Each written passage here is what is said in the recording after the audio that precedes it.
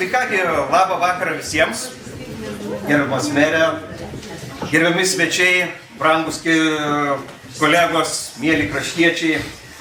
Dėkoju, kad susirinkote, smagu jūs matyti čia, Jagėlonyse, šiame pastate, kuriame ilgai veikia mokykla, o dabar kultūros namai ir biblioteka. Ir šiandien čia susirinkome dviem progom. Viena proga, tai čia, šiame pastate atidarome parodą Atrandant paskandas. Senovės lietuvių kapai po vandeniu. O antra proga, tai ši paroda čia atsirado neatsitiktinai. Ja sumanėme čia eksponuoti, norėdami pagerbti mūsų Elektrėnų kraštui labai nusipelniusi mokslininką, archeologą, profesorių Vykintą Liutkevičių, kuris šiemet spalio 4 dieną atšventė savo 50 metų jubiliejų.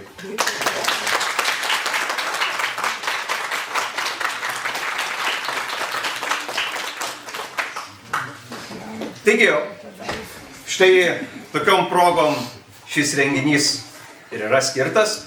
Profesorius yra parengęs paskaitą apie savo mokslinius tyrimus iš Bajorų kapinyno, jis papasakos pats netrukus, bet prieš tai norėčiau pakviesti tarti žodį mūsų Elektrėnų krašto muziejaus gerą bičiulį, kolegą, Kaišiadorių muziejaus direktorių Olijardą Lukoševičių, kurio dėka būtent ši paroda ir įgavo kūną, galima sakyti taip, ir esame labai dėkingi, kad Olijardas leido mums ją eksponuoti štai čia Jagėlonyse. Olijardai. Ačiū labai. Tai iš tikrųjų aš jaučiu kartais, kad mes kaip ir konkuruojam kartais dėl radinių, bet iš tikrųjų, patikėkit, ne mes konkuruojam dėl Vykinto, visa Lietuva dėl Vykinto konkuruoja. Aš kaip pasižiūriu internete, kur jisai važiuoja ir ką jisai daro, tai jisai yra ir Pasvaly, ir ten kažkur Žemaitijoje, ir Dzūkijoje, jo yra visur pilna. Ir man atrodo, kad šiuo metu jisai yra vienintelis archeologas Lietuvoje, kuris yra kaip greitoji archeologinė pagalba. Jeigu kažko reikia, kiek aš žinau žmonių, rado kažką, manęs klausia, tai sako, gal skambinti jau Vaitkevičiui, turbūt visada galvoja, pirmas žmogus Lietuvoje, apie kurį kažkas pagalvoja, kažką radęs, kad reiktų pirmiausia kreiptis dėmesio į Vykintą galbūt. Tai iš tikrųjų man yra irgi labai malonu čia būti ir ta Vykinto jubiliejaus proga. Ir šitoj vietoje, kadangi kai vyko nuo 93-4 metų ekspedicijos žvalgomosios, kai mes žvalgėm ir su Algirdu Girininku, ir etnografinius dalykus, užrašinėjom tautos, kad mes gyvendom šitoj mokykloje, čia miegodom, čia valgydom antram aukšte, dar buvo žurnalų likę, skaitydom to žurnalus, kas ten pastabas, kas dvejetus gavo. Ir tikrai dar buvo likę ta aura tokia mokyklos senovinė. Ir tie visi žmonės, kurie aplinkui gyvena, visus juos pažinojom, visus buvom apėję ir žinojom, bet jūs dabar jau užaugę, bet mums, įsivaizduokit, jūsų seneliai rodavo albumą, va čia mano anūkė, jinai mėgsta tą ir tą, ir visas jūsų bėdas išpasakodavo, ir kas geri dalykai, ir blogi, ir mes visus pletkus žinojom. Bet į tą knygą nieko neįdėjom, tikrai viskas liko paslapty. Gaila, dabar būtų iš tikrųjų įdomi medžiaga. Ir užmiršau dabar, ką norėjau pasakyti. Nes pagalvojau. Tai kaip ir tiek, na, o apie Vykintą dar kalbant, tai aš galiu pasakyti, kad jis yra kaip archeologas, ko gero, yra vienas žiauriausių ir griežčiausių ir su jo ekspedicijoje būti nėra taip malonu, kaip būti taip vakaronėje kažkokioje, nes jis yra labai pedantiškas, labai griežtas, labai laikosi reikalavimų, tų metodinių tyrinėjimų, kurių kiti gal, aš nežinau, ar laikosi ar ne. Vieną kartą vaikščiojom čia su Girininku ir toks žmogus išgirdo legendą, bet Onutė tai tikrai žino apie Girelės piliakalnį. Ir tas kaimo žmogus išgirdo tą legendą ir žinot, ką jis padarė? Jis atvažiavo su ekskavatorium vieną vakarą ir visą perkasė. Kadangi legenda buvo, kad toj vietoje paslėpta skrynia su auksu. Ir jisai ieškojo to auksu. Na ir tiesiog... Atsiprašau, aš dar vaikas buvau, tai tiek duobių prikasinėdavo. Visi, todėl kad buvo legenda, kad ten yra lobis. Vilkas įkrito vieną žiemą Taip. ir jisai numirė, ten jis neišsikapstė. Tai paskui vyrai susirinkę, nutarė, kad gana, taip negalima. Ir užkasė. Aš labai atsiprašysiu, būkit jaučiai, pasikeiskit vietų. Mes prarandam gražiausias nuotraukas. Taip. Jo, jūs tokį ten, o kalbėtojas va čia. O, ačiū labai. Gerai, antras dublis. Tai kaip ir baigdamas tada galėčiau pasakyti tiek, kad Vykintas iš tikrųjų mums yra didžiulis lobis, tai mes jį sutikom ir žinom tą vietą, jisai domėjęs tyrinėjimais ir pirmiausia tais pagoniškais objektais, jis apėjęs mūsų ir mūsų ir jūsų savivaldybė be abejo, jisai apėjęs ir kitus objektus, alkakaliai, akmenis, visą tai. Aš manau, kad jau iš tikrųjų po Algirdo Girininko ir Vykinto praeitų ekspedicijų iš tikrųjų po to mes nebelabai ir atrandam naujų dalykų, nors technologijų atsiranda naujų ir galima naujais būdais žvalgyti. Tačiau dauguma turbūt objektų jau kaip ir surasta, mums reikia dabar jau įsisavinti tas žinias, apibendrinti jas ir va tikimės, planuojame, kad Vykintas galbūt parengs tos medžiagos pagrindų, kuri čia yra 2015 metais paroda po 9 metų kasinėjimų, tyrinėjimų, kiek medžiagos yra, tai jisai ruošiasi parengti tokį katalogą, išsamų, galbūt net ne vienas tomas bus, o 2. Ir va ta medžiaga, jinai pasieks mus ir mes tada galėsim visi ją turėti, skaityti, naudoti, kadangi radinių yra be galo daug. Bet iš tikrųjų tie radiniai be mokslininko kažkokio žodžio, na, yra niekas ir mums reikalingi vis tiek datavimai, komentarai, paaiškinimai, kaip ir dabar gerbiamas Tomas ir Elektrėnų krašto muziejus pasidarė ženklą, kuris yra vienas radinys, reiškia tas emaliuotas karoliukas. Ir va tas karoliukas tampa ženklu, bet tai yra tik tai vienas iš kelių tūkstančių radinių. Tai va tų radinių yra be galo daug. Na, o dabar aš atvažiavau dviese su Kaišiadorių savivaldybės administracijos direktoriumi Karoliu Petkevičium, kadangi Vykintas yra 2014 metų Kaišiadorių savivaldybės kultūros premijos laureatas ir norėtume jį pasveikinti. Gal ir pridursiu toksai, labas vakaras, jaučiuosi toksai kaip blogasis kaimynas, nes mes, kaip šnekėjom su Aliardu, kad Vykinto rasti visi radiniai šitoje žemėje atitenka mums. Toks humoro formai. Bet šiaip norėtume pasveikinti su praėjusiu gražiu jubiliejumi ir nuo mūsų valdybės tokį padėką sveikinamą, meras čia tokį dedikuoja. Tai šį perskaitysiu, jūsų atsidavimas tyrinėjimams ir atradimai praturtina mūsų regiono ir Lietuvos praeities pažinimą. Linkime jums sėkmingai tęsti savo prasmingą veiklą, atrasti dar daug neįmintų istorijos mįslių, tegul jūsų gyvenime netrūksta įkvėpimo, sveikatos, artimų ir palaikymo. Ir dar kartą sveikinam ir priimkite šią padėką kaip didžiausia turbūt mūsų dabar galėjimo pasakyti ačiū, ne už tą 10 metų ir, kaip sakėt, kiek turim radinių? 10 tūkstančių? Apie 10 tūkstančių. Tai čia, wow. Tai yra mūsų bendras. Tai žinom, kad dar nepabaiga.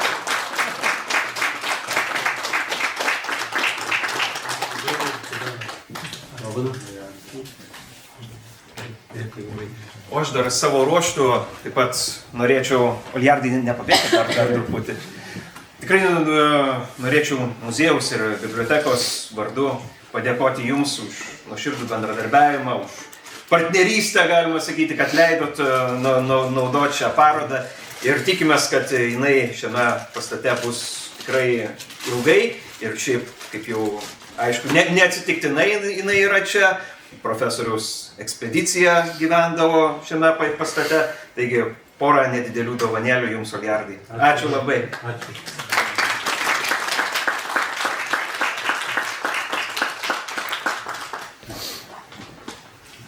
Na kągi, tai dabar prieš pereinant prie mokslinių reikalų, truputis meno, truputis muzikos ir šiandien su mumis taip pat ansamblis Volungė ir jų muzikinė programa.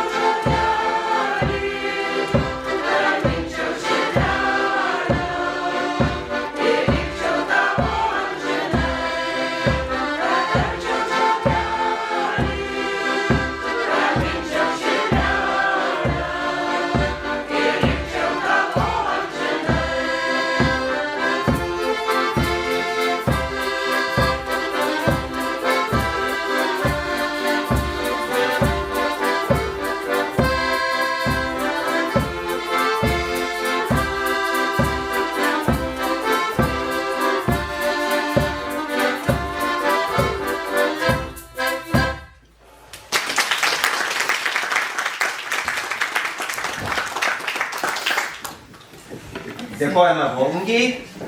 Jų dainas dar šiandien tikrai išgirsime, bet dabar pereikim prie mokslinių dalykų. Ir norime pakviesti gerbiamą profesorių, kuris važiavo pas mus su paskaita būtent apie garsųjį Bajorų kapinyną. Profesoriau, žodis jums. Ačiū, tikrai esu sujaudintas, esu dėliai džiugiai nusiteikęs ir net nežinau, gal čia tarpuose, kas 10 minučių, kokią dainą visi, žodžiu, kad tai tikrai, ką šnekėjo Olijardas, tai tik tai maža dalelė yra tiesos, nesu aš nei žiaurus, nei toksai, kaip jau jisai piešia. Iš tikrųjų, labai dažnai žmonės rašo, ką radę, ką pastebėję, bet šimtai ir tūkstančiai radinių kiekvieną savaitgalį, tiesą sakant, mes juos prarandam kaip šalis, kaip tėvynė, nes metalo ieškotojai, lobių ieškotojai yra už įstatymo ribų ir tie radiniai nėra rodomi, nėra viešai apie juos kalbama. Tai čia toks bendras įsivaizdavimas, kad mes dirbam turėdami leidimus ir galbūt kovojam dėl 10-15 radinių, bet tuo pačiu metu prarandam tūkstančius radinių, kurie yra tiesiog rinkoje arba kolekcijose arba vežami už Lietuvos ribų ir panašiai. Bet šiandien, manau, uždavinys yra toksai labai sudėtingas ir dar nežinau, kaip man pasiseks. Taip yra paroda, tai parodai jau dabar beveik 10 metų, bet jinai tikrai yra nepasenusi, tai čia kartu ir komplimentas mūsų ekspedicijai ir iš dalies savo pačiam, kad laikui bėgant, o moksle 10 metų yra labai daug, kad vis dėlto kažkokių tai grubių klaidų arba kažkokių tai hipotezių, kurios būtų sugriautos, nėra. Ir šita paroda pasakoja dalykus, kurie galioja ir galbūt reikėtų patikslinti kai kuriuos skaičius, statistiką, bet tai tikrai nekeičia esmės. Bet mano sudėtingumas, užduoties sudėtingumas lypi tame, jog aš turiu jums papasakot tokius mokslinius, profesinius dalykus, kažkokiais labai paprastais žodžiais, kad jūs, nebūdami profesionalai, kad jūs suprastumėte, apie ką čia eina kalba. Ir čia bus dalykų, kurie yra tiesiog šitai vietai, arba Bajorų kaimui, arba Jagelonėms, arba apie šolius kalbant, tai žinoma, ne visi jūs esat buvę tenai, bet tikiuosi, bent dalis įsivaizduojat, kad yra toksai Švenčiaus ežeras, yra toks Briauniaus ežerėlis, yra Bajorai, yra Vienziuliai, žodžiu, tie kaimeliai, kurie čia pat liktai visai netoli, bet mes esam čia mokykloje. Bet jūs galite toj pat kelti ranką ir sakyti, nesuprantam, ką jūs norite čia pasakyti. Ir tada mėginsime aiškinti. Tai šitas ženklas, kuris yra daug kartų pakartotas ir parodoj, ir dar kitom progom, yra kaip ir simbolis, kaip ir toks tapatybės ženklas. Kiekvienas čia gali žiūrėti jam atpažįstamą dalyką, bet taip tai yra ugnies kryžius, taip tai yra svastika, taip jinai čia sukasi prieš saulę, bet čia yra veidrodinis vaizdas, tai mes taip galėtume įsivaizduoti, kad čia tas pats ženklas, kuris gali suktis ir į vieną pusę, ir į kitą pusę, nes jisai pradžiai buvo įrėžtas į medį, tada buvo įspaustas į puodo dugną, į molį, tai reiškia tas apsivertimas įvykęs. Tai šitas ženklas yra tikrai labai išskirtinis, labai unikalus, labai gražus, jis yra vertas daug didesnio dėmesio, meilės. jam būtų galima atrasti vietą ir daug kur, bet tie politiniai dalykai, jie vis dėlto šiek tiek stabdo ir mes negalim su svastika elgtis taip, kaip norime elgtis. Tai taip yra visam pasaulyje ir čia tiesiog taip likimas lėmė, kad mes irgi turim šitą ženklą, bet esam šiek tiek suvaržyti. Dabar kalbant, nežinau kiek jų matosi, bet čia daugelis tų nuotraukų, paveikslų, schemų kartojasi parodoj, tai galima pažvelgti ir pasidaryti kopiją nuotrauką koridoriui. Čia yra bendras krašto žemėlapis, kuriame matom to paties laikotarpio paminklus. Tai čia būtų maždaug Trakai, Bražuolė, čia būtų Rumšiškės, Nemunas teka. Na, čia yra bajorai. Ir čia Neris, Paparčiai. Tai bendras kontekstas mums rodo, jog tokio laikotarpio, 14 amžiaus Dinynas, Lietuvos didžiosios kunigaikštystės laikai, maždaug atitiktų Gedimino valdymo pabaiga, Algirdo valdymas, Kęstutis, ir po Kęstučio jau Jogaila, Vytautas. Tai faktiškai mūsų didieji valdovai, didieji kunigaikščiai, kuriuos mokėsi mūsų seneliai ir mes mokėmės kaip tokios šlovingos Lietuvos praeities veidus ir jų istoriją. Tai kontekstas yra toks, tiesa, čia pat yra ir Vindziuliai, tai Vindziuliuose yra toks pat paminklas, bet jis yra netyrinėtas. Tai reiškia, kad mes jį atradom, bet kai vyko bajoruose tyrimai, tai nebuvo laiko, dabar taip irgi lyg ir nėra tokios priežasties tenai atnaujinti ekspediciją, bet kas žino, galbūt dar ateityje tenai tyrimai vyks, ten tokia vieta, kas įsivaizduoja, tai yra prancūzų kapais vadinama tokia kalvelė, prancūzska tai legendinė sušalusių Napoleono kareivių laidojimo vieta, iš tikrųjų 14 ir 15 amžiaus kapinynė. Tai tas amžinas klausimas, kaip jūs tą vietą suradot? Jinai yra tokia nepasiekiama, taip sunkiai prieinama ir nesuprantama, kaip ten galima kažko ieškoti. Tai tas klausimas yra daug kartų atsakytas ir Olijardo pasakotas ir linksmai, ir rimtai, ir aprašytas. Tai viso ko kaltininkė, gerąja prasme, yra čia pat visiškai šalia gyvenusi Ona Lišauskaitė Gudelienė, senoji Gudelienė. Tai jinai, eidama pas kaimynę ant Dvarnų kalno, sakė, pasinori? Ten mano dėdukas sesuo. Va, jūsų dėdukas sesuo. Tai Ona Gudelienė vieną pavakarį įsiruošė pas savo kaimynę ant Dvarnų kalno pas tokią Talačkienę. Irgi galvonutė. Marytė. Va. Tai ten beeidama tuo takeliu, nežinau, ar eidama į priekį, ar jau grįždama atgal, jinai nusprendė ar pas karvę nueiti, ar kažko tai užsukti čia į tą savaitę, kuri visiškai šalia tas takelis, kas įsivaizduoja, tai čia maždaug yra Gudeliai, va čia tas takelis, va čia yra Maleckų šienaujamos pievos kampas. Tai viskas labai šalia. Na ir jinai atrado tokį durtuvą, žemės paviršių. Jinai galvojo, kad tai yra durtuvas. Suprato kaip tokį kažkokį istorinį laikų ginklą, arba ginklo dalį, bet iš tikrųjų tai buvo ietigalis. Ir yra. Jis yra geros būklės, jis yra geležinis, bet jis yra visai nesurūdijęs, nes perdegė ugnį ir kai perdega ugnį geležiniai dirbiniai, jie pakeičia savybės labai gerai. Jie laikosi, niekas jokios korozijos neina.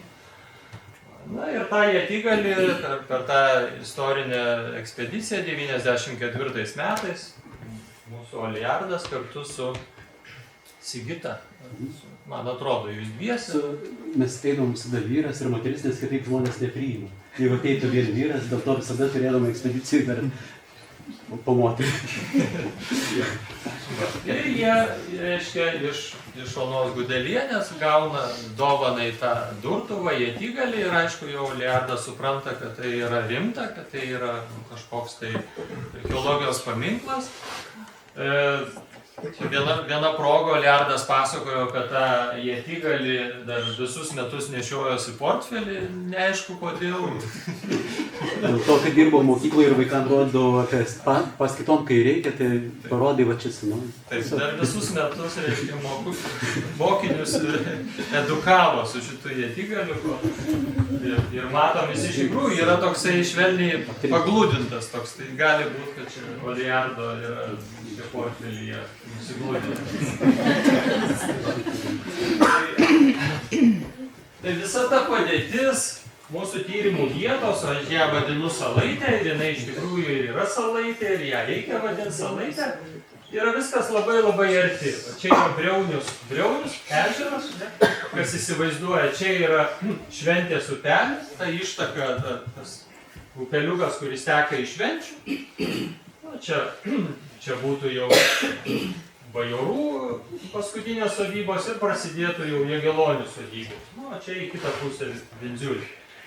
Na ir viskas, čia dar nuotrauka anksčiau daryta, viskas tokiuose šlapynėse. Meldai, alksniai, nendrės, viksvos.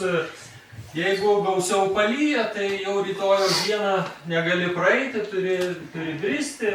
Žodžiu, tokia salaitė, kuri nuo sausumos atskirta gal ten 20-30 metrų, gal 40 metrų pločio tokių ruožų.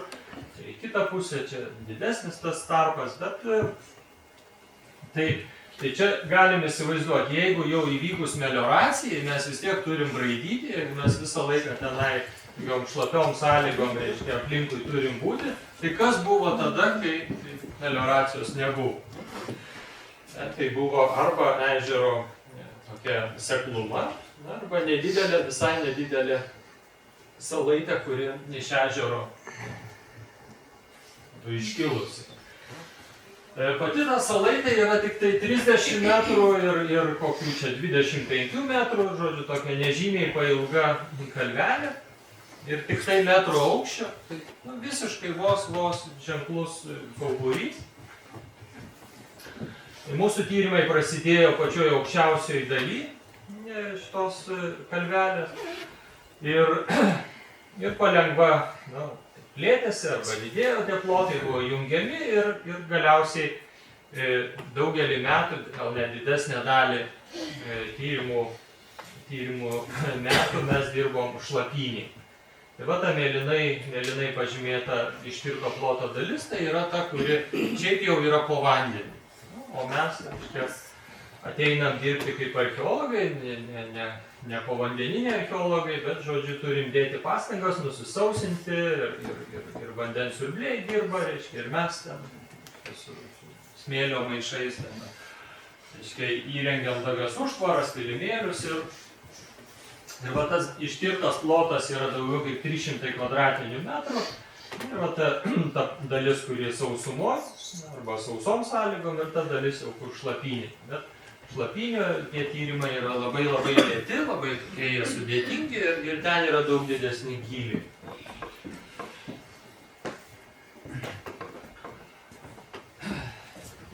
Čia toksai žemėlapis sudėtingas, bet vis tiek jame matosi ežerai. Taip pat matosi Švenčius, čia būtų Jagelonis maždaug. Ir matosi Briaunis. Ir mes matom, kad šitas slėnis kažkada tai buvo vienas didelis senovės ežeras. Ir tik tai slūgstant vandens lygiui, jie suiro. Dar yra dar trečias tas ežerėlis, Ramoninės ežerėlis arba Briauniukas. Tai kažkada tai matytas senovės ežeras buvo ir Aujėdo ežeras būtų. Ir žinot, važiuojant greitkeliu į Kauną, kairiai pusėje tas gražus toksai slėnis, Strošiūnų kraštovaizdžio draustinis užrašyta. Tai va, čia prasideda tas slėnis, tas Strošiūnų, to kraštovaizdžio draustinio, va čia va yra pati pradžia Vindziuliuose ir jisai taip truputį pavingiuodamas pasiekė Žiežmarių apylinkės ir tenai gal jau ir nebelieka to tokio jau kaip slėnio grožio. O čia, kas žino, tokia yra stotelė važiuojant į Semeliškes, tai labai gražus reginys, viskas gražiai matosi į visas pusės. Čia daug kur galima dairytis, tos vietos vertos tokio dėmesio ir galima pasidžiaugti. Tai aš čia noriu pasakyti, kad Briaunis, prie kurio čia mes dirbom, jisai matyti yra buvęs Švenčiaus ežero dalis ir kada jau vandens lygis krito, tada jau atsiskyrė, atsirado pratakos. Nes nuolydis yra, tai vis tiek vanduo teka iš. Na, įdomu, kad visoje rytų Lietuvoje ir kaimyninėse šalyse yra nemažai šventais vadinamų ežerų ir jie tokie, matom, tokie juostą išsidėstę. Čia Šventežeris Lazdijų rajone, kas žinot, įsivaizduoja, čia Duse kažkur. Na ir tie ežerai, Bakaloriškės, Šuoliai, Žydiškės, tai tokie juostai. Latvijoje yra keli, Gudijoje. Tai tie šventi ežerai yra tokia labai senovinė tradicija.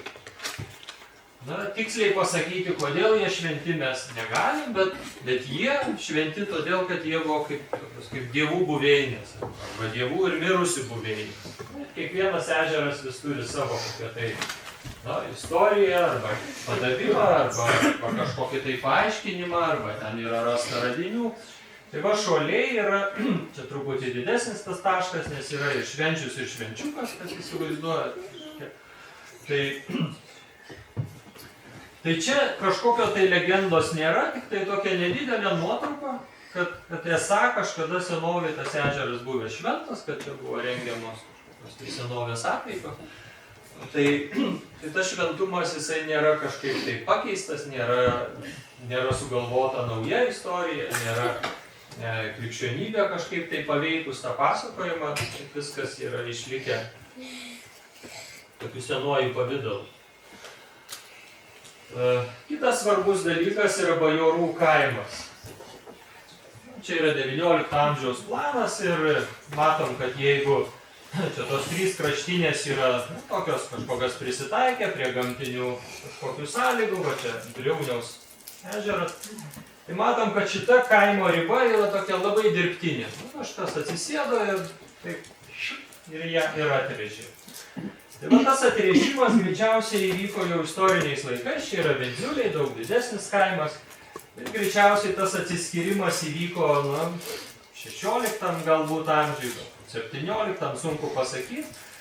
Bet tikėtina, kad tai susijęs su žemės reforma ir čia gyvenusiems žmonėms reikėjo įrodyti, kad jie yra bajorai arba nėra bajorai. Na ir tikėtina, kad jie negalėjo to pagrįsti, įrodyti, liko kaip eilinių valstiečių kaimas, kuris ėjo lažą į Mantigailiškio dvarą. Vėliau Palivarką, dabar jau ten nieko nėra, bet istorija yra žinoma. Ir ties bajorų kaimas reikėtų kirčiuoti, tai jisai, nors ir nedidelis šitas plotas, čia maždaug būtų kaimo kapinės dalyjas Vindziuliais su bajorais. Tai mes jį turėtume žvelgti sujungiant su Vindziuliais ir įsivaizduoti, kad tai kažkada buvo vienas vienetas ir tai jisai priklausė Mantigailos, tokio Vytauto laikų didiko Mantigailos dvarui, tarnybininkai, žmonės, kurie kažkokias tai atliko darbus, pareigas, tarnybas tam didikui, kuris, man atrodo, kad buvo vienu metu galbūt net ir strėvininkų valsčiaus, gal seniūnas, vietininkas. Kada žvelgiam į Briaunių jau labai arti, žiūrim, tai čia visko labai daug, ypač daug į Vindziulių pusę. Čia šitą žemėlapį, tą planą esu paskelbęs Būdo žurnale šių metų 3 numerį, čia dar turiu kelis to žurnalo numerius, jeigu kas norėtumėt. Bet čia svarbiausia yra senieji keliai, dabar jau arba visai sunykę, arba tik iš dalies išlikę. Čia yra svarbus vietovardžiai, na ir mūsų tyrimų vieta Salaitė arba Maleckų Salaitė. Bet čia dar yra ir kitų svarbių vietų, pavyzdžiui, Žalias tiltas, čia labai įdomus, labai senovinis vietovardis. Trikūgis, aiškiai, labai senas pievos pavadinimas. Kamša, čia esanti Kamša ir paskui čia esanti Kamša. Čia galbūt apie 15-16 amžių buvo keliai ir Kamša reiškia kelio ruožą per šlapę vietą, kurią sunku pervažiuoti šlapynę, kur reikia dėti visokias ten šakas, ten pilti žemės, kad neklimtų vežimai, kad būtų galima pereiti. Bet žinoma, tas kultūrinis toksai kraštovaizdis yra svarbus, reikšmingas ir nemažiau svarbu, kad mes suradom vieną dirbinį, apdegusi, apsilydžiusi dirbinį štai prie šito kelio salos, Vilkų salos papėdėj. Čia būtų apie 70 metrų nuo Salaitės. Tai gali būti, kad būtent šitų kelių, to punktyrų, tokių labai netaisyklingų, greičiausiai prisitaikiusių prie vietos reljefo, greičiausiai, kad šitų kelių buvo atvažiuojama į šitą vietą ir galbūt ar brendama, arba jeigu aukštas vanduo, gal plaukiama valtimi, luotų, sunku pasakyti, bet tas apsilydęs radinys surastas greičiausiai vis dėlto yra nuoroda, kad iš šitos pusės buvo patenkama į Salaitę. Na ir tokiam žmogaus, tokiam įsivaizdavime, ta pora yra toksai kaip kompleksas, kaip visuma. Čia yra sala, Gudelių gyvenama vieta, bet Gudeliai čia atsidūrė tik tai apie 30 gal 4 metus. Jų irgi gyvenimas buvo pagrindiniam kaime, bet jau kai vyko žemės reforma, jie gavo tą sklypą ir čia įsikūrė ir kadangi Lišauskai turėjo pravardę Vilkai, buvo pravardžiuojami, tai kiti vadina Vilkų sala. Teisybė? Teisybė. Tai tą salą mes turim žvelgti kartu su Salaitė. Yra sala ir yra Salaitė. Arba ta didelė reiškia ir yra maža. Bet mūsų kultūrai yra tas be galo būdinga, kad mes nekuriam kažkokių trejetų, nekuriam kvartetų, bet mes labai mėgstam poras, kažkokias opozicijas. Juoda, balta, kažkoks tai briaunius, briauniukas arba sala, Salaitė.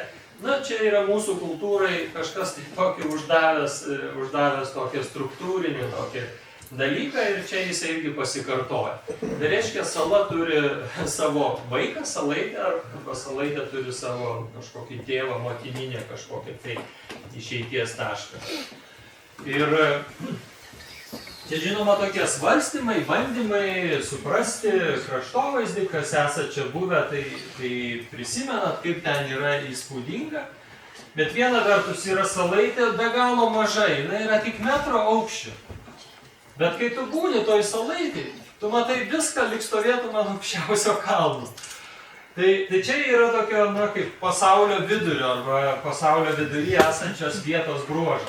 Jeigu tau atsiveria kraštovaizdžiai į visas pusės, tai reiškia, tu esi labai geroj vietoj, teisingoj vietoj. Ne? Bet nemažiau svarbus ryšys, vizualinis ryšys ir su kitom vietom. Nuostabu, kad yra Sidabrakalnis. Ir jis yra tiksliai į pietus nuo Salaitės.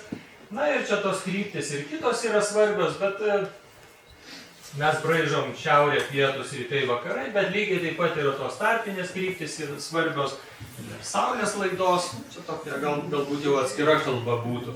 Bet idėja tokia, kad yra metuose tokios labai svarbios dienos, šventinės dienos, sakykim, rasos, vasaros saulėgrįža arba Šventas Jonas.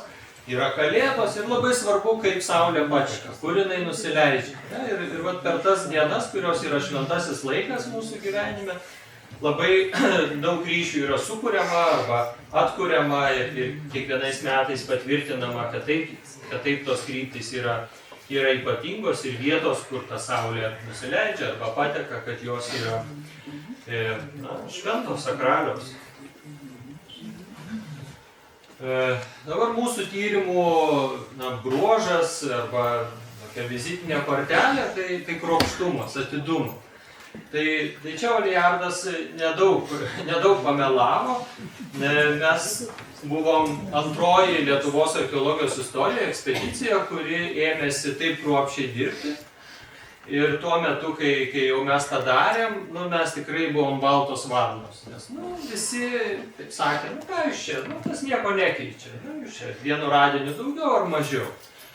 Bet būtų keista ir nedovanotina, jeigu tu ateini į tokią vietą, išskirtinę, unikalią ir tu tiesiog dirbi bet kaip, galvodamas, kas čia tokio.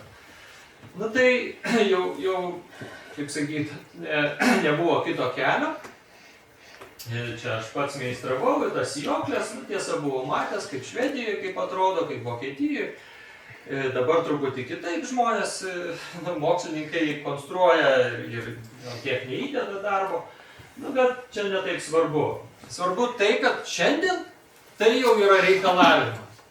Mes tą darėm savo valia, norėdami, kad mūsų tyrimai tiesiog jie būtų patikimi. Bet nuo 2012 metų tai yra viskas, yra reikalavimas. Suradai uždarą kompleksą, kapą, kažkokį židinį, ugniavietę, viskas.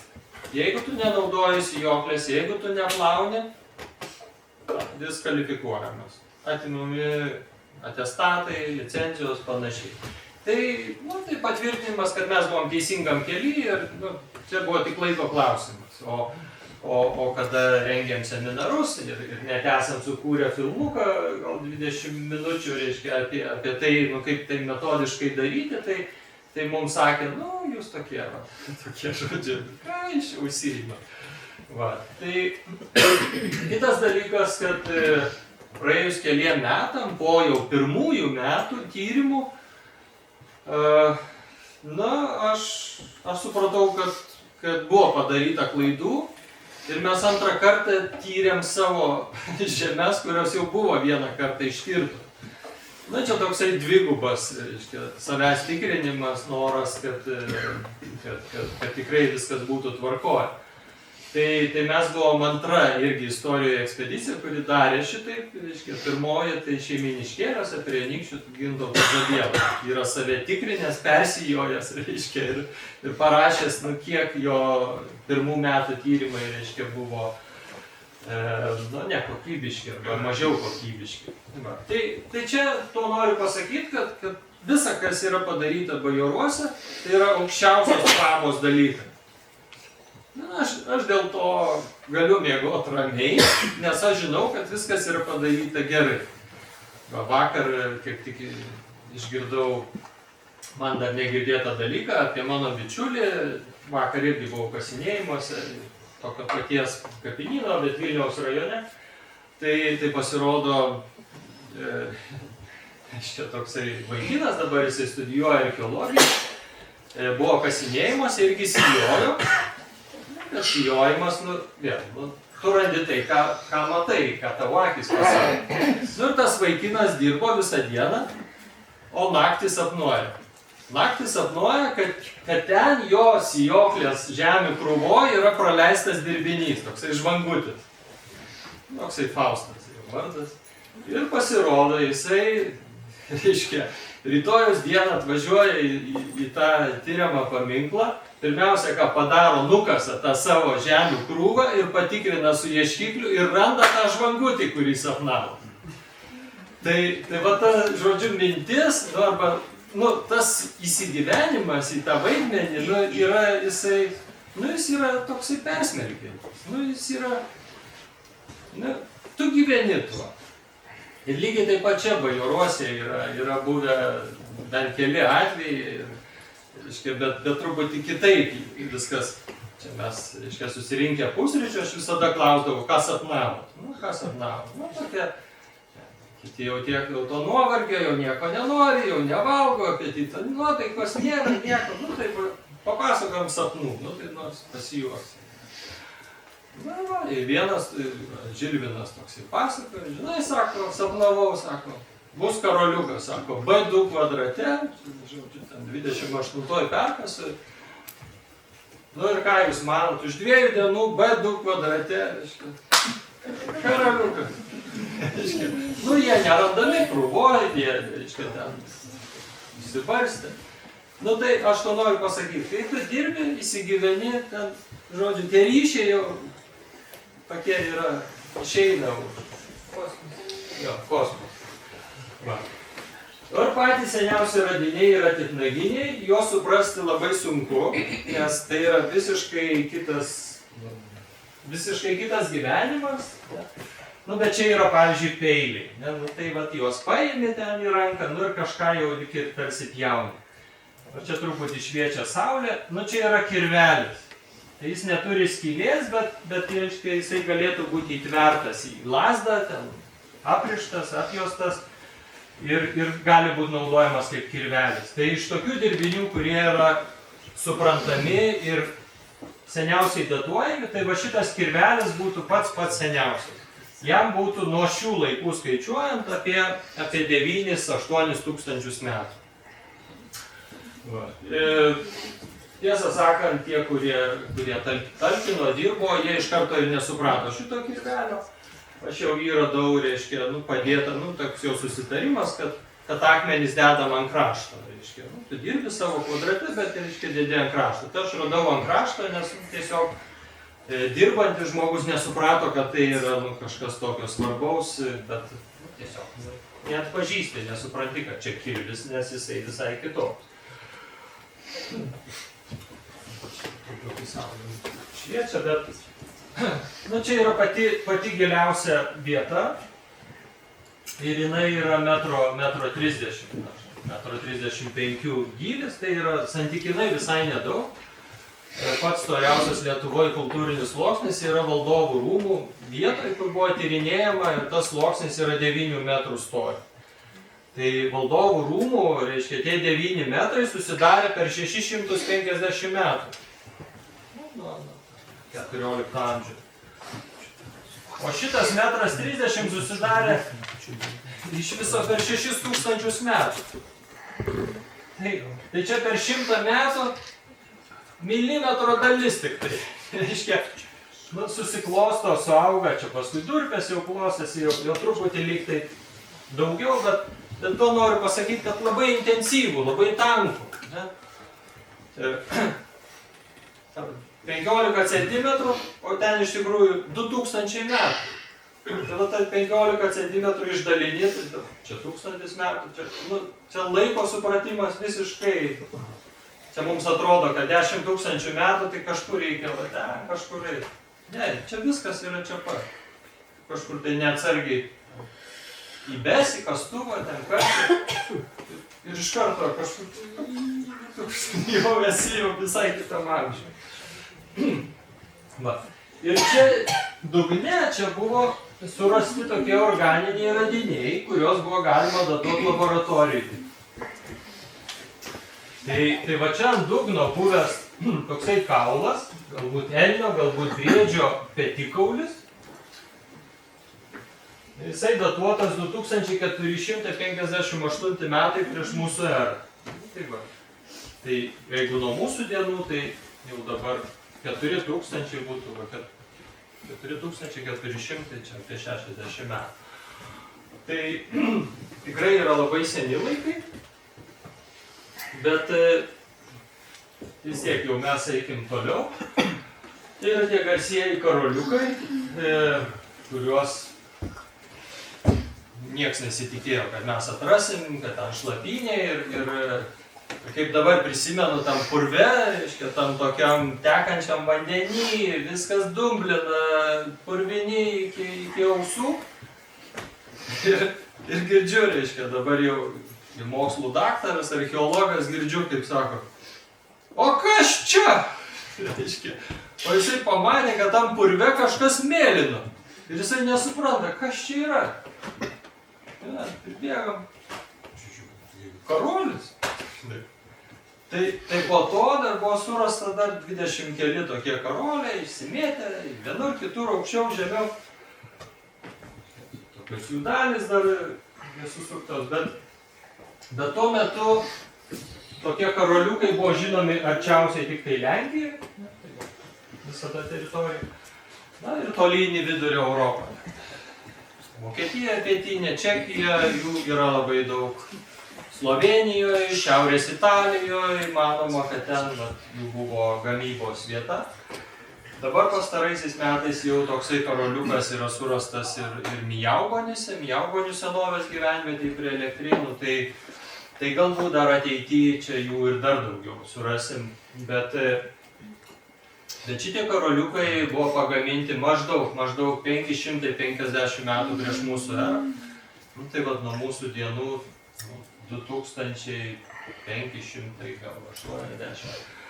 Tai yra labai seni, bet labai gerai išlikę, labai gražus, estetiški ir jau kai buvo pagamintos jų kopijos, tai tiesiog merginos tiesiog lydės ir nešioja, ir dabar nešioja tos karoliukus ir jie tikrai tokie labai šiuolaikiški. Ir šalia tų karoliukų buvo kaulų, žmonių kaulų, ne anatominė tvarka, kaukolės sutrupintos nuo svorio, nuo žemės.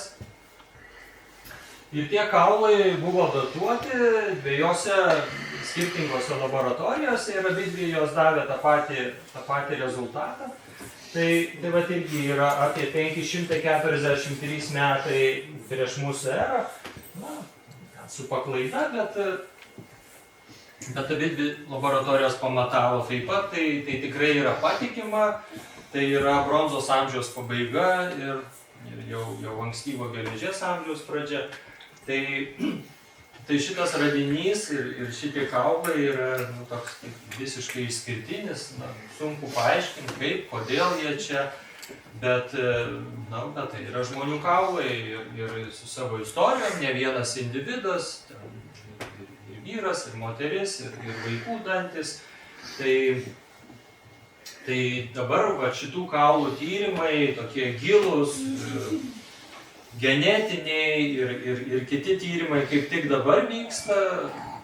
Vilniaus universitete sutiko juos tirti ir papildyti savo žinių bagažą ir mums tokiu būdu padėti, tai mes dar sužiūrosim apie juos daugiau. Bet šiandien kol kas negaliu pasakyti. Rasit savo liniją. Kaip sakote? Rasite savo sukėjas, sutaps jūsų DNR su jų. Aš tai DNR nedariau, dar tuo metu buvo labai brangu, o dabar ką daro, tai... Ir tada suprasit, kodėl sapnavot karoliuką. Čia sunku patikėti, bet galbūt. Čia nuotraukai prastokai matosi, bet čia šokam dar arčiau mūsų dienų ir jau yra mūsų era, apie 6 amžių, apie 550 metus. Visoje Lietuvoje labai pasikeitė klimatas, nuseko vandenys ir taip pat nuseko tas senasis ežeras.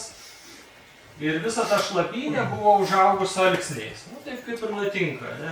Tik tai nuseko pelkė ir alksniai yra drėgmės ir jie jau auga. Tai va čia ta šaknų miškas yra alksniai ir šitom šaknim yra nei daug, nei mažai, bet jos yra iš 6 amžiaus, tai bet jom yra 1400 metų. Tai su jom daug vargo, nes sunku darbuotis, baisu užkliudyti ir panašiai, ir fiksuoti nelengva, bet tai buvo padaryta. Tai va dabar pati ta kalvelė, čia toks jos pjūvis, gal ne taip svarbu jums, bet mums iš profesinės pusės labai svarbu matyti, kaip visas tas profilis atrodo. Čia yra salaitės viršus, o čia jau šlapynė. Va, ir kas toliau, ir vat ateinam jau visai netoli mūsų laikų. Čia pats paviršius, meldai nendrės viksmos, čia yra durpės, šitose durpėse beveik kaip ir tuščia, jos klostėsi ir nieko čia jau labai nevyko. Ten gal kažkas antis medžioja, ten gal keli medžiotojų ten šratai buvo. Ir va šitas sluoksnis, kuris mus labiausiai domina, tos paskandos, tie kapai po vandenį. Ir va čia tas sluoksnis yra iš 14 amžiaus. Ir ką mes dabar turim, laboratorinės datas, turim, kad jo pradžia kad jis pradėtas klostytis, radiniai čia pateko, angliukai pateko 12-13 amžiaus sandūrui pati pradžia. Ir čia apie 100 metų tęsiasi, truko. Ir iš pat viršaus, iš pat paskutinių angliukų gauta data yra 12 amžiaus antra pusė, 13 amžiaus vidury. Tai va šitas tarpsnis ir šitos datos, jos mums labai svarbios, jos parodo, kada tie senovės lietuvių kapai po vandeniu buvo. Ir tada apie 13 amžiaus vidurį kažkas atsitiko.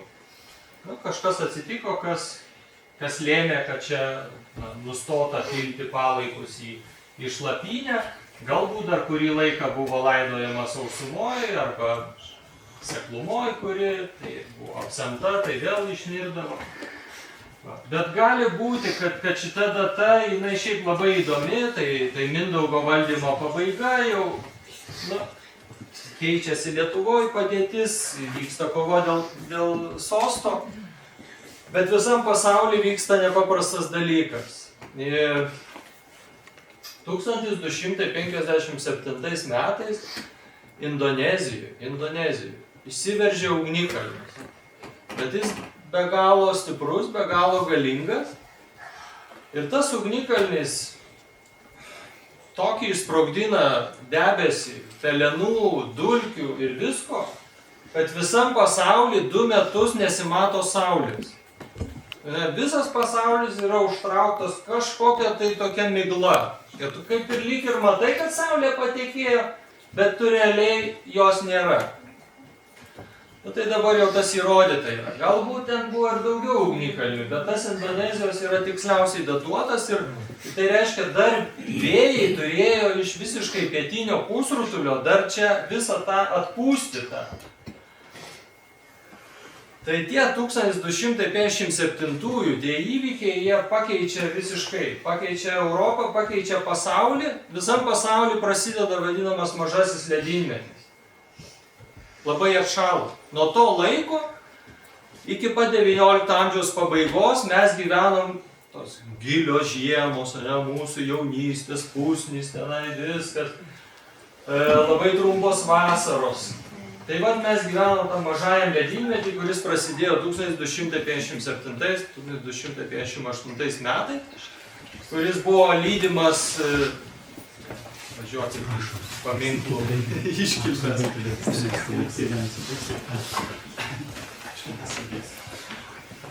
Tai kas dėjosi Europoje?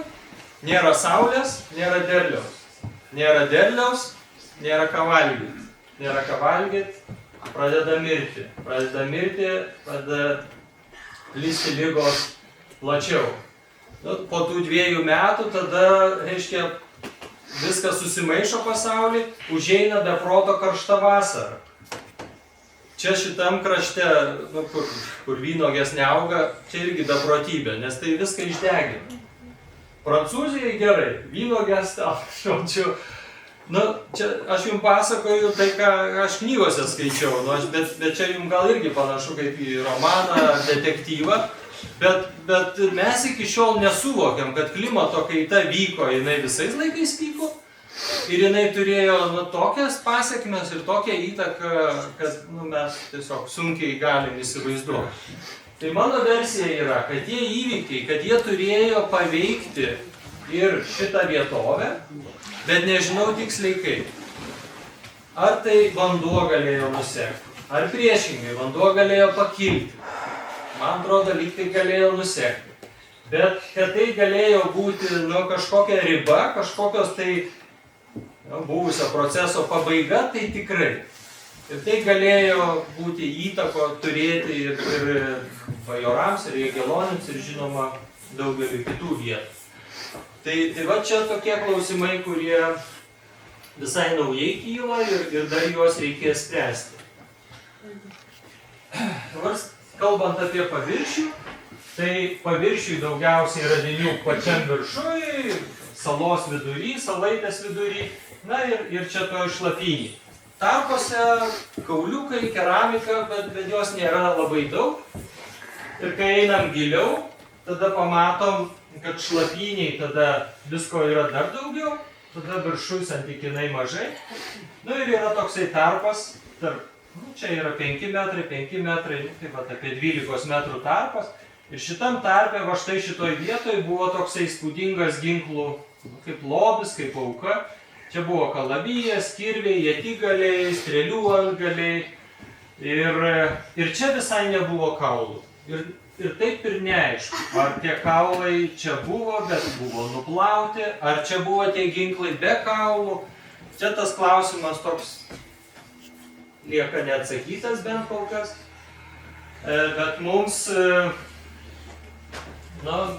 apie tai reikėtų galvoti ir aš galvoju apie tai, koks tas santykis tarp tų skirtingų telkinių šlapynėje ir Salaitės viršui. Ar tie kaulai galėjo būti vandens iš dalies nuplauti, ar tai galėjo būti vienu metu skirtingose vietose tie kapai.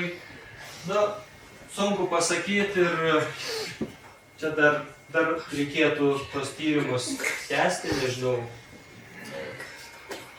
laboratorijoje ir dabar kaip tik mes ėmėm daug mėginių. Be to, jog mes patys kasam, tą žemę nagrinėjam, dar visą laiką paimdavom tokį maišelį, kontrolinį maišelį, žodžiu, jį tiksliai surašom, iš kur paimta, koks gylis. Ir ten pas mane jau ten svirnė, ten nežinau, kiek ten buvo tų dėžių, visko prikrauta. Vėl, niekas nedirbo su tuo, bet aš tikėjau, kad ateis laikas ir bus kam tą žemę ištirti. Ir šią vasarą jau, kai galų gale sakiau, viską sutvarkau, svirnas kapo ir išvežu į Kaišiadorius tos mėginius, sutikau archeologę, Giedrę Matuzevičiūtę, kuri dabar turi didžiausią paramą istorijoje, milžinišką projektą. Ir jinai sako, Vygintai, sako, duok tu man tą žemę, sako, aš jas išplausiu, sako, studentai ištyrinės, mes surasim ten visokiausių įdomių dalykų. Ir mes tai padarėm, ir aš per 2 savaitės sutvarkiau tos mėginius ir jai pervežiau. Ir dabar kiekvieną darbo dieną gali būti, kad bajorai yra tyriami Vilniuje, Čiurlionio gatvėje, iš medicinos fakulteto. Ten pirmam aukšte yra įsikūrusi bioarcheologijos laboratorija. Čia tokios detalės, kurios nėra aiškios iki galo, dalis radinių buvo vertikaliai įsmigę į molį, bet tuo pačiu mes turim duobes tokias ryškes, tai kaip, jeigu po vandeniu, taigi negali kasti duobės, ne? Bet jeigu sausa, taigi tavo radinys nestovės stačias, tai pastatysi, jis nukris.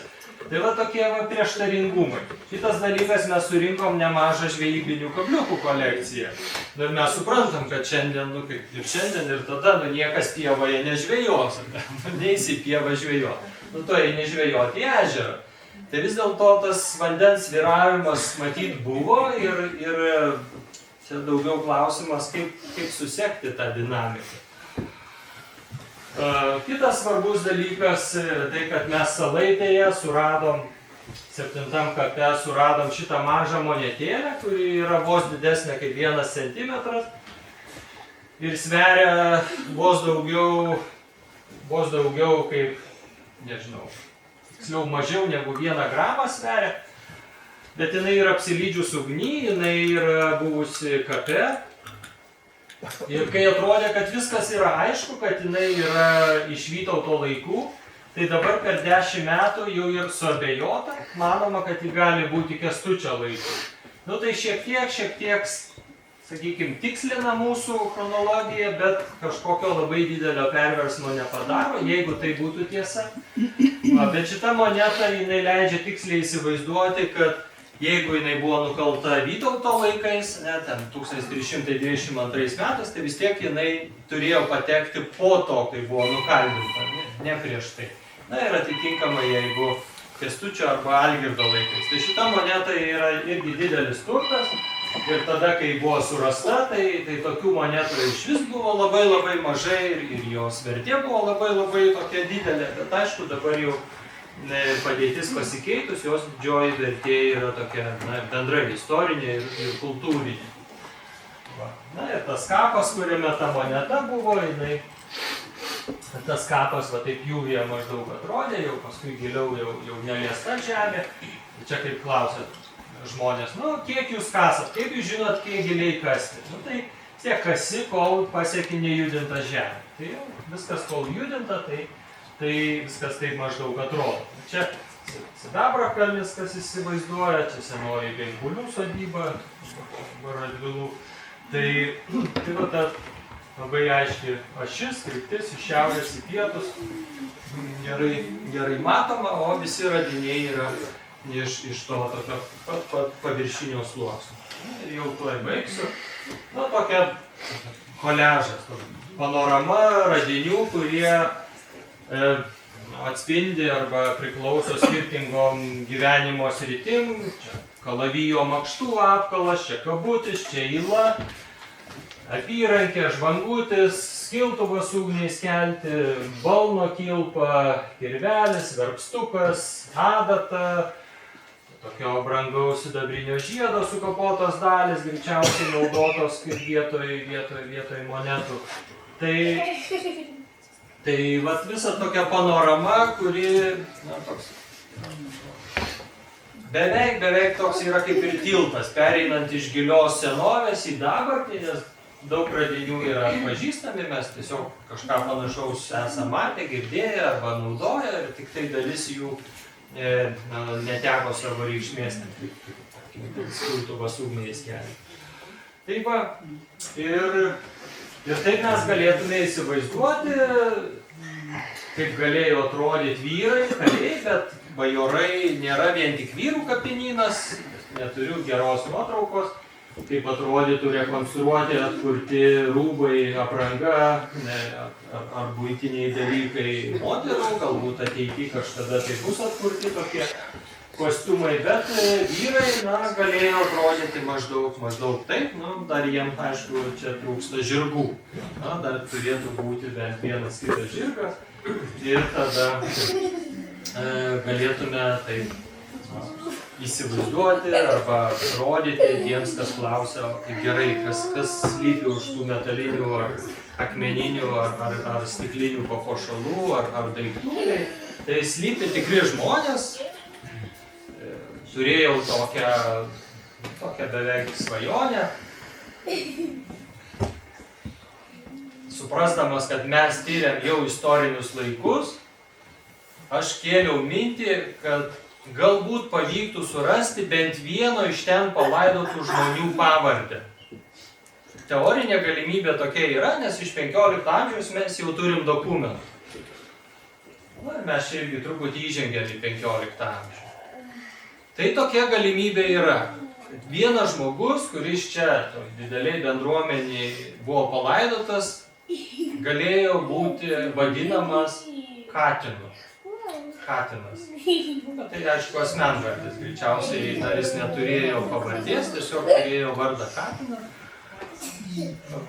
Už tai, kad Mantigailai buvo užrašytos 3 tarnybos ir viena iš tų tarnybų Katino galėjusi būti kaip tik tam plote, kur Vindziuliai, o Katinu buvo vadinamas, pravardžiuojamas, atlinks į galvą, atrodo, Ados Petrauskienės, ar ten gyvenęs žmogus, ar eigulys tenai, ne? Juozas Mikalauskas buvo pravardžiuojamas Katinu. Čia gali būti Kęstas Mikalauskas Katinu pravardžiuojamas. Tai čia yra labai sena tradicija, kuri gali siekti tuos senus laikus. Bet jau po krikščionybės jau jie turi savo vardus, savo pavardės, bet va tie yra prilipę jų reiškia tokie prievardžiai, galėčiau sakyti. Tai va, bet čia aš jau baigiu, dėkoju jums už kantrybę ir jeigu kažko neišgirdote, bet dabar turim mes klausyti. Pabūt, perdodu. Taip, tai dėkojame profesoriui už tikrai puikią ir įdomią paskaitą. Ir gal turite klausimų, kol profesorius dar su mumis, būtent apie Henrikai. Klausimą vieną. Nežinau, ar praleidau šitą, bet kur dingo ąžuolinė lazda su neiškiai nenustatytais raštais? Henrikai, pavardai mano klausimą. Tai jinai niekur nedingo, yra jai skirtas atskiras lakštas parodoj, ten prie buvusio seselės kabineto. Tai nežinau, galiu truputį papasakoti apie ją. Tai vieną dieną ir gal 14 metais, kai jau atrodė, kad mes viską žinom apie šitą vietą ir viskam esam pasiruošę, atradom tokį pagalį tokį, gal 35 cm, patogų paimti į ranką ir su ženklais išraižyti. Bet tas pagaliukas gulėjo tai ženklais į apačią. Ir bendrai mūsų tyrimo plote ten tos medienos buvo kiek nori. Buvo ir šaknis, buvo ir sukrytę pagaliai, buvo ir rimtesni rasteliai.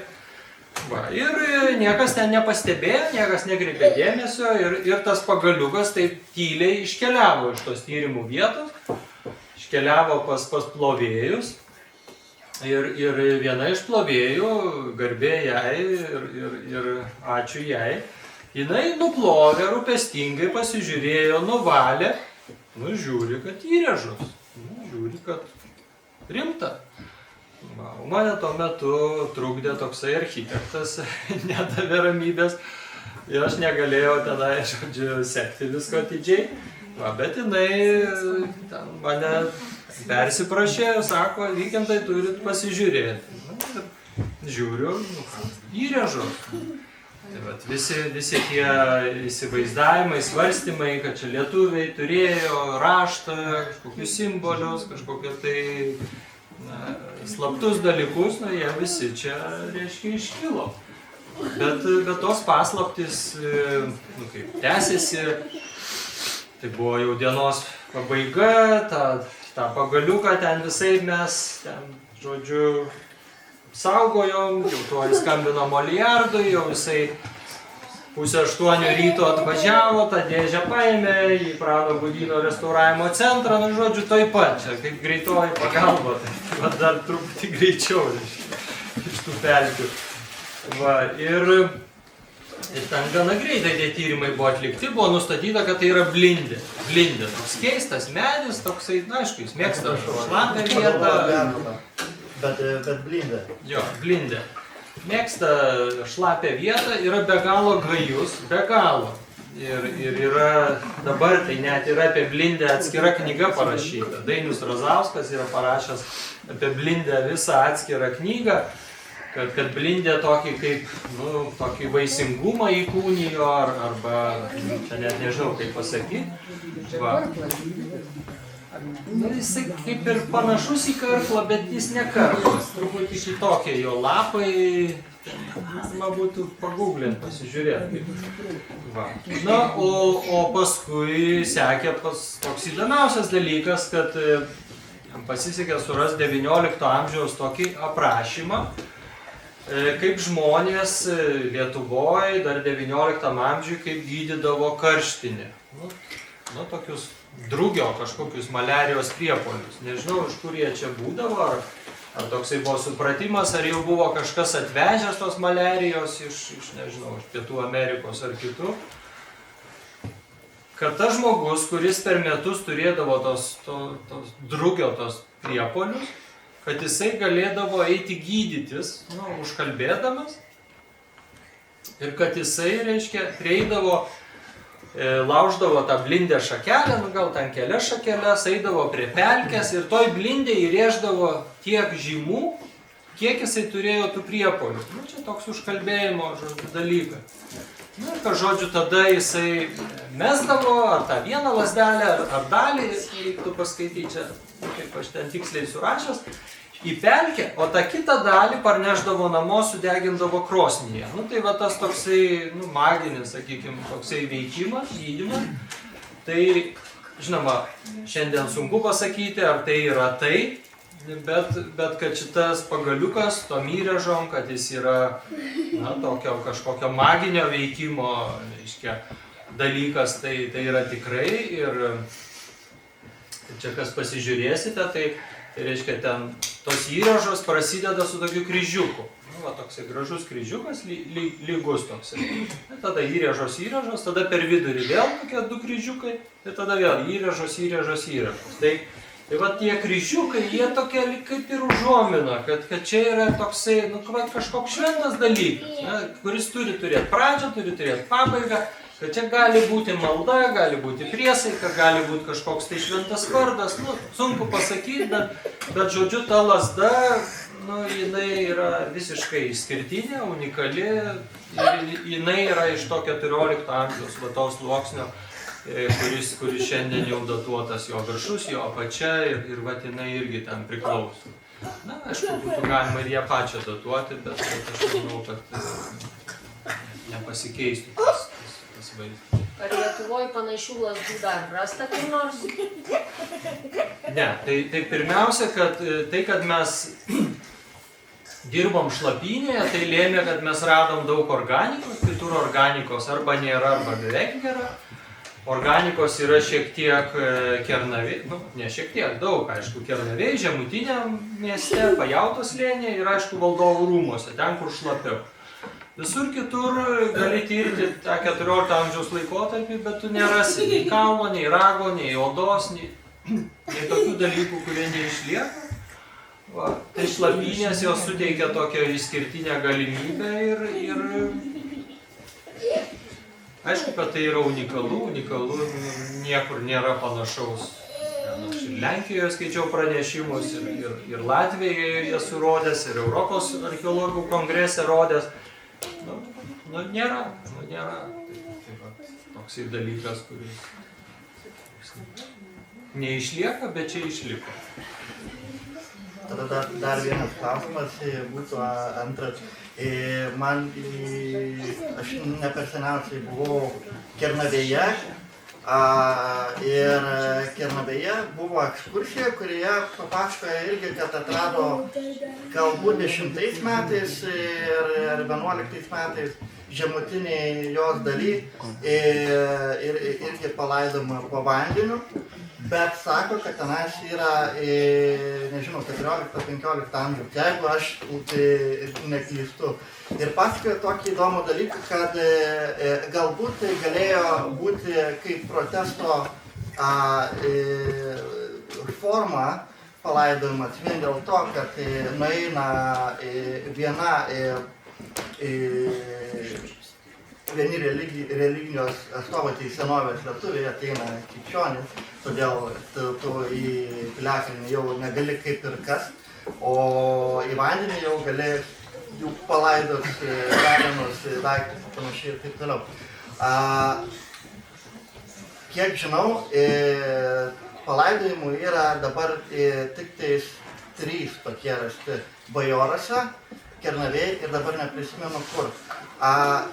Kiek galima datuoti iki kada tokie palaidojimai galėjo egzistuoti, jau, nežinau, mirštančią savo formą, kaip kad buvo Kernavėj, kiek buvo paaiškinta Kernavėj, kad tai vėlyvesnis už jūsų atrasta. Mano klausimas būtų toks, kiek vėlai galėjo dar egzistuoti palaidojimai po vandeniu? Na, tai ten Kernavėj viskas labai panašu, ten irgi yra moneta, Jogailos portretinė, jinai geriau datuojama, tiksliau datuojama, 1385 jinai buvo nukalta. Tai mūsų moneta nukalta, tarkim, tarp 1381 ir 1392. Tai yra labai panašu. Kernavėj yra upelio senvagė ir ten kitas dalykas, ten nėra stambių daiktų, išskyrus vieną, tik tai žirgo skambalas toksai. Visi kiti daiktai yra smulkučiai. Bet ten sunku pasakyti, ar ten upės tėkmė lėmė, ar kažkaip tai kitaip.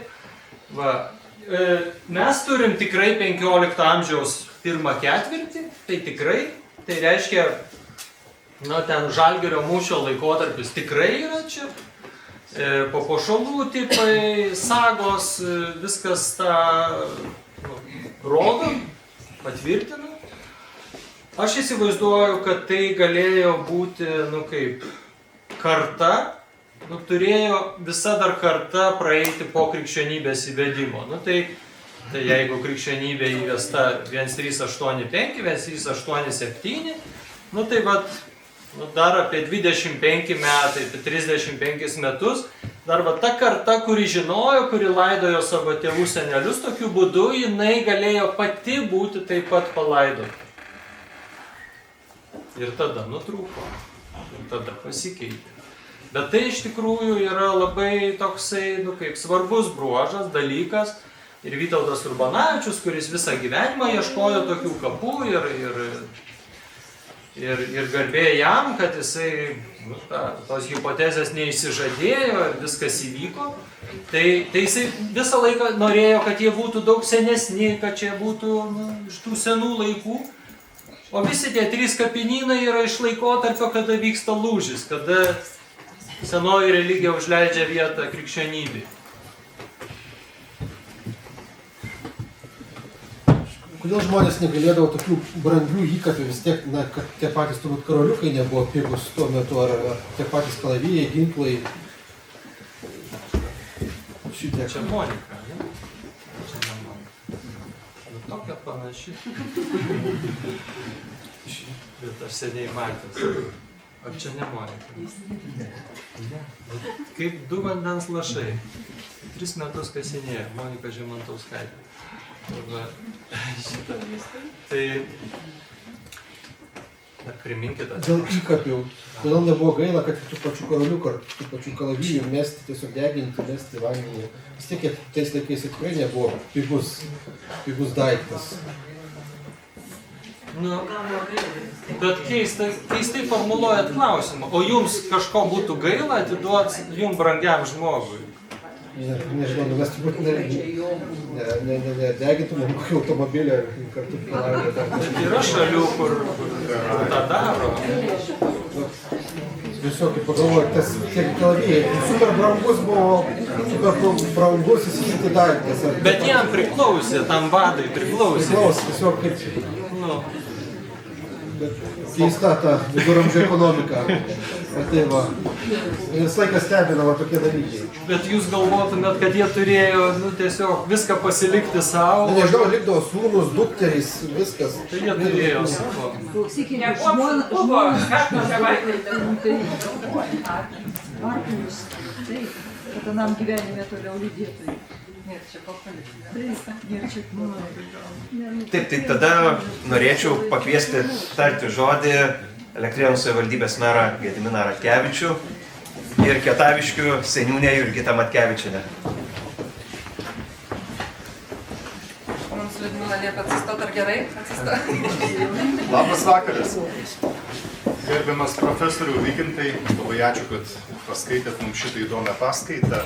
Ir žinote, mūsų kraštas, jisai nėra garsus ir pasižymintis tokių kultūros paveldų, pilimis, dvarais, palivarkais ir kitokių kultūrinių, architektūrinių paveldų. Ir mums yra, mūsų krašto žmonėms yra labai svarbu džiaugtis bet kuo, kas yra atradama šitoje žemėje, tomis smulkmenomis, kurios parodo, kad čia nebuvo tuščia vieta, kažkoks vakuumas. Čia taip pat vyrė gyvenimas, buvo karai, buvo kultūrinis gyvenimas, tikėjo į savo dievus ir tikrai labai įdomus jūsų atradimai yra. Todėl nuoširdžiai dėkoju už jūsų tą laiką, už jūsų pasiaukojimą mūsų kraštui, už įdėtą laiką, įdėtą sveikatą, įdėtą daug darbo ir už tai, kad buvot purvinas iki ausų, kaip pats sakėte.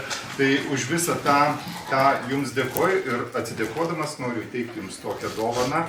Tai yra šių laikų dirbinys, tačiau tai sendintas dalykas, jums kaip istorijos mylėtojai, tai yra pasendinta knyga, matote lapai tokie sendinti, simbolika yra Kietaviškių seniūnijos erelis. Ir šitie lapai yra tušti, bet jūs gi esate profesorius, jūs žinot, ką čia reikia parašyti. Nuoširdžiausias sėkmės esate.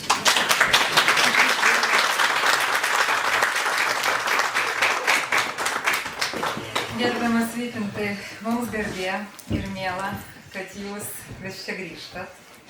Ir pati savo pagalvojau, ir turbūt nesuklysiu pasakydama, kad giliau, tiesioginė ir perkeltinė prasme ir tūkstantmečiais į praeitį geriau šito krašto niekas nepažįsta kaip jūs.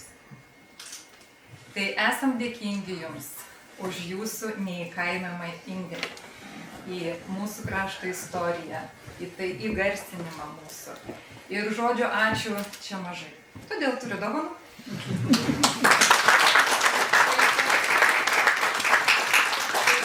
Nuoširdžiai sveikinam jūs jūsų gražios sukakties proga.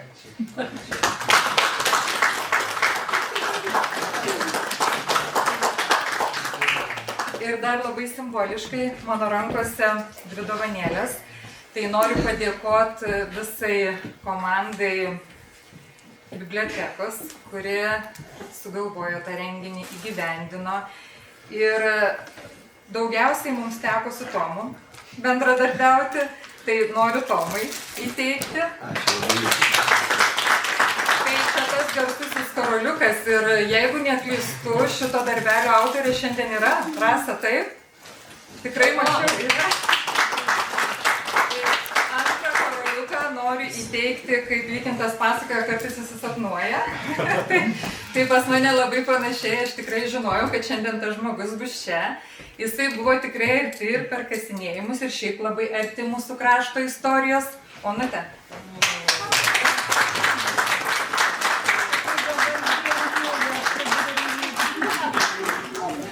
Ačiū už ką čia matom.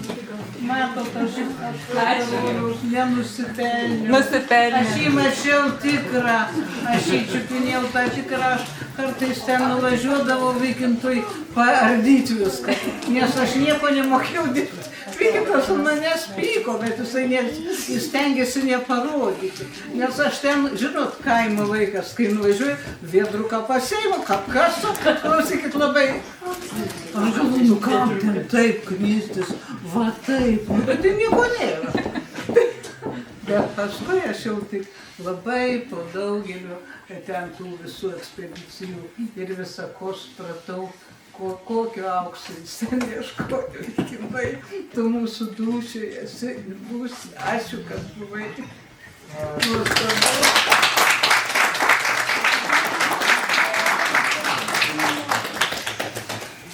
Profesoriau, mes savo ruožtu taip pat norime Jums padėkoti. Tikrai didžiulį indėlį į Elektrėnų krašto istoriją. Ačiū Jums labai, ačiū, kad sutikote šiandien atvykti, skaityti šią puikią paskaitą. Ir sveikiname su gimtadieniu ir kuo didžiausios sėkmės Jums ateityje. Dar tikimės, kad dar bus ne vieni įdomus tyrimai, ne vieni svarbus atradimai. Ir aišku, būtų smagu, kad tai būtų Elektrėnų krašte. Su gimtadieniu, profesoriau.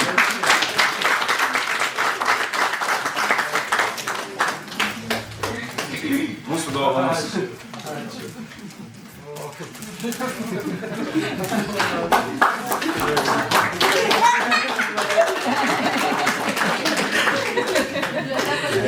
Perduodas ir linkėjimus, tas apsirgo prieš šio norėčiau Jums daryti padėką.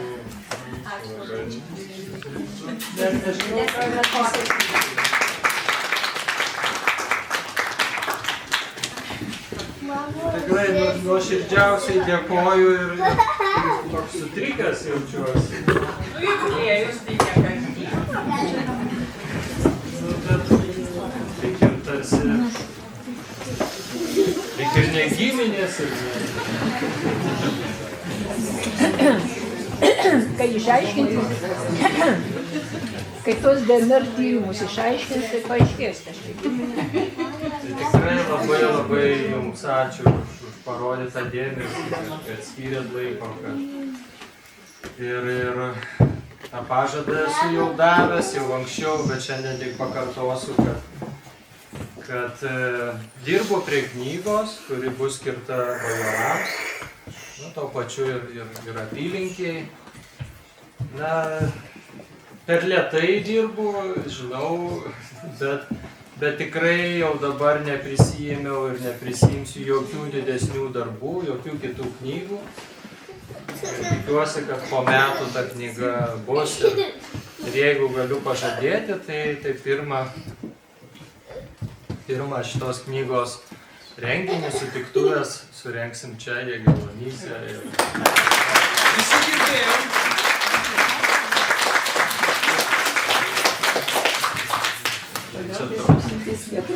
Tai ką, reiškia, už metų vėl visi susitiksim čia. Tai ką, o dabar dar paprašysim Volungės, mums pagrotų, padainuotų. Vis dėlto šventė, jubiliejus.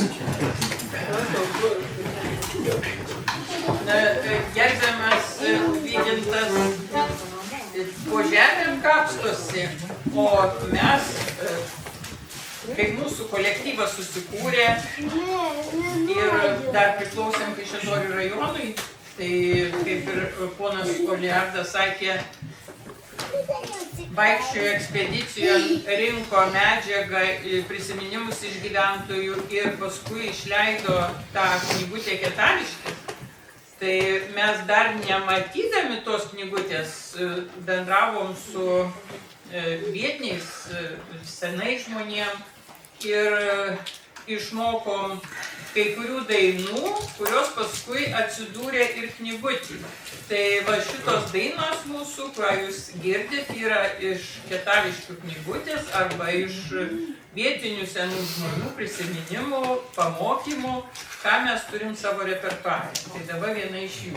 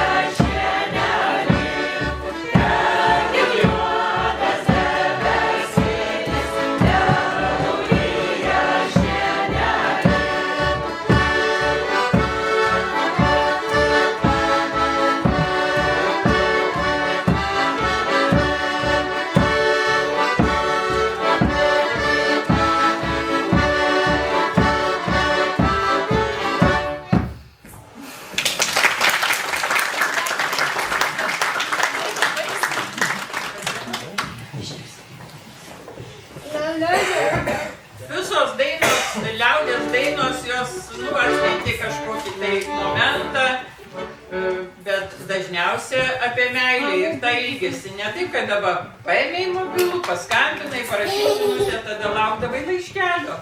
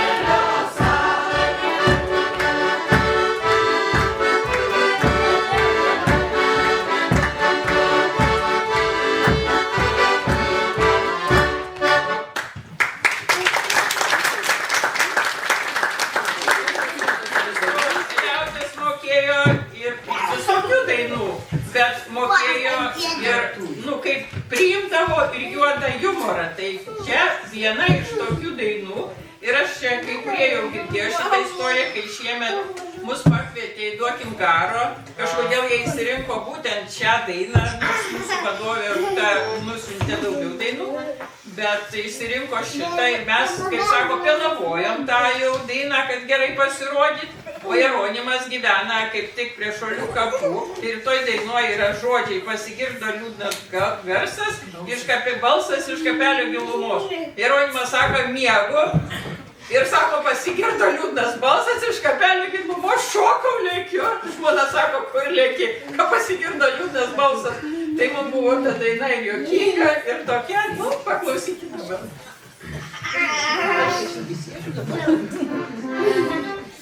Išvažiavo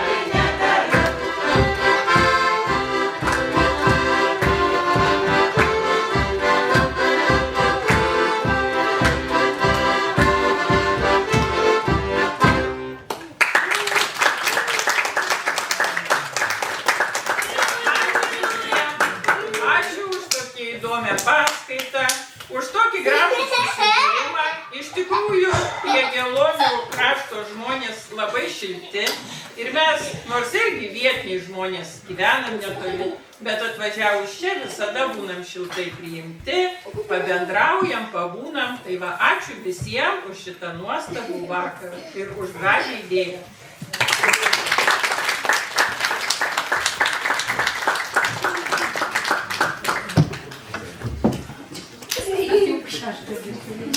Ai, taip, Onutė dar nori tarti žodį? Aš labai dar turiu vieną momentą prisiminti. Vykintai. Tamsta buvai, kai toks lyg ir krikštatėvis mūsų ansamblis, tu nežinai. Sutartinių giedotojų. Va, yra mergaitės atvažiavusios, aš jas kviečiu, ateikit. Ir va, dabar nors vieną sutartinę Vykintui primint, kai mes pas Vilmą pirty. Vilma mus pakvietė, sako, Vykintas pas mus nakvoja, ateikit, padainuosi, bus vakaronė. Nu tai kur mes nenuveiksim, žinom. Aš atsiprašau, aš mėgstu cukuot pastaruoju metu. Tai dabar Vykintas mums tokį siurprizą pateikė. Ateina Vykintas tokiu plokšteliu lapų ir atneša mums prispausdinės sutartinių. Karinių visokių, man atrodo, pagrindė ten karinės buvo. Tai va, tas mūsų ansamblis, va taip, tada gal tokios užuomazgėlės buvo, bet tada jis pradėjo augti. Ir daug atsirado jau pas mus ir daugiau tų mėgėjų, sutartinių giedotojų. Mes tokį klubą įsisteigėm, tikrai buvom tokios pasiutusios mergos, ne jau niekas mūsų niekada jokių mums nereikėjo fiksuoti kažkokių ten kaip būrelių ar ko, kad ten mokėtų, paskui stumdytų. Mes savarankiškos buvom iki šiol. Ir šiandien mūsų maža dalelė. Aš nežinau, ką jos čia tarėsi. Tai jūs trys ir padainuokit, gerai?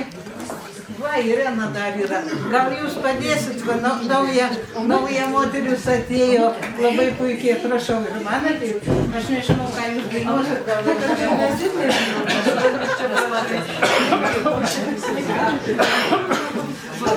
ne, nu, Romas, tu čia vadovė, greitai kokį idėją.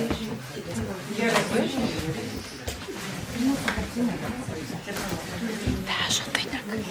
Tai palauk, jūs abi, mes dvi. Tai super. Dabar kvieščiau visus prisidėti. Čia sutartinės yra tokios įdomios, va, iš tų laikų, kur Vykintas čia tyrinėjo tą senąją kultūrą. O čia dalelė iš tų laikų, kaip dainavo mūsų protėviai. Va, ir šitas liekanėlė dabar labai įvertinta, įtraukta į UNESCO paveldą ir visa Lietuva. Tai va, ir dabar ir jūs pasimokinkit su mumis. Mes nerepetavę gal kaip nors. Nu, vieną kokią. Gerai, turime. Nu, tai ką, tik kaplikų. Keturinė. Čia sakė žirgo, nėra, tai mes apie žirgą padainuosim, pridėsim. Keturinė, tai prie tų gražių vyrų su kuo. Aš su tavim atsiprašau. Dolijo, nedolijo, dolijo, nedolijo,